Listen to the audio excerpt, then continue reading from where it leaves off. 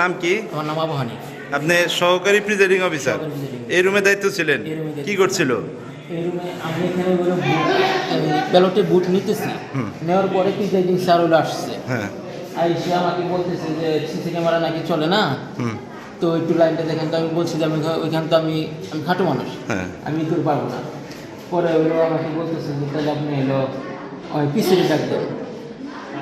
আমি পিসির ডাক দিতে গেছি, পরে ওই যে একটু তাড়াতাড়ি বলেন। পিসির ডাক দিতে গেলে পরে ওই যে পুলিং অফিসার যে পুরুষ স্যার বলছে তাকে ওই বইটা দেন, বইটা দেন। আমি ডাক দিতে দরজার সামনে চলে গেছে, অমনি আমাদের বইটা ওইটা নিয়ে নিছে। পরে হলো আমি স্যারকে বলছি স্যার আমাদের যে বইটা নিয়ে নিছে। আমি স্যারকে বলছি, পুলিশকেও বলছি, কিন্তু স্যারের পরবর্তীতে আর কোনো রিয়াকশন নেয় নাই। উনি পরে হলো রুমে চলে দরজা লাগায় বসে আছে। কতক্ষণ বসেছিল? উনি হলো আপনারা আসার পরেই মনে হয় বের হলো, আধা ঘন্টার উপর ছিল।